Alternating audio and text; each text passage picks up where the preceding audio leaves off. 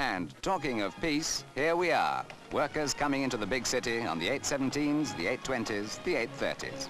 Ahead stretch long hours of standing in buses, tubes, and in canteens, and hours sitting at office desks.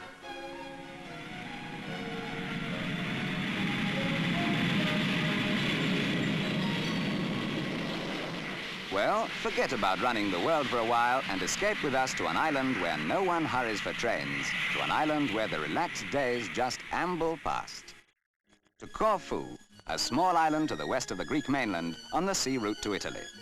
Once the island was famous for the richness of its trade. Once the world came to Corfu to buy and wonder, but those days are gone. Now the island is content to dream and remember.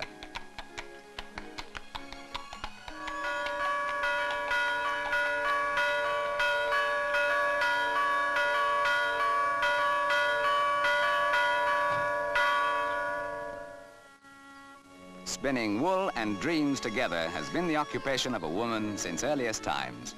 She draws out the thin threads, and as the spindle twists, it binds them together in a way that is as good as any modern machine. It's simple, uncomplicated, and what better job is there for an old woman's hands sitting on the step on a warm afternoon? Corfu is very fertile, so it's no surprise when the locals want a dessert after their dinner, they simply go out and pick a pear off a tree. Well, not exactly a pear or a tree. In fact, it's a cactus, and they're prickly pears, and delicious, if you like that sort of thing. What they don't eat will be on sale tomorrow.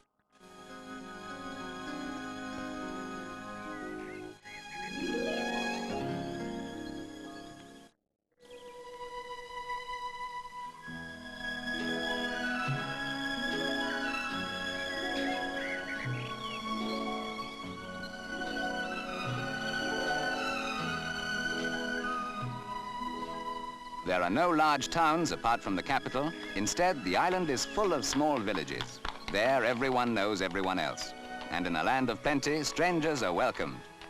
Odysseus rested here on his long journey. In later years, when tides of invasion and war swept over Corfu, they brought many who fell in love with the island, and they stayed.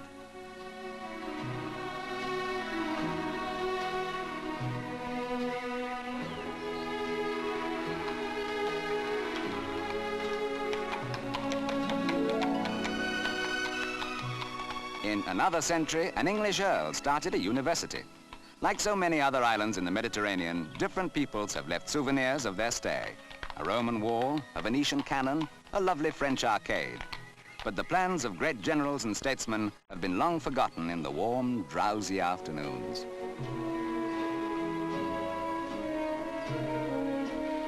An island protected by a betraying sea. These waves, gently whispering along the shore, brought from afar merchants and conquerors, refugees and visitors in search of wealth or comfort. And today's visitors are just the same. On these ivory-clean beaches, they relax and swim and play. For years, Corfu has been a favorite holiday home for the Greek royal family. Here, too, European emperors found welcome solitude and relaxation. Prince Philip was born on the island, a link with Britain of which the islanders are proud.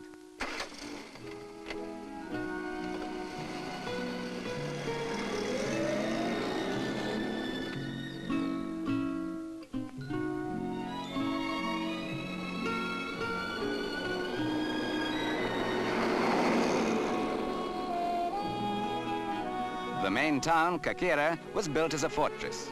Most of the outer fortifications have long crumbled, but the pattern they imposed is there still. Within the wider modern streets, the city is a labyrinth of narrow, winding passageways. High buildings lean across almost to touch heads. Here in the town, away from the hot, open hills, the houses with their dark rooms are cool and welcoming.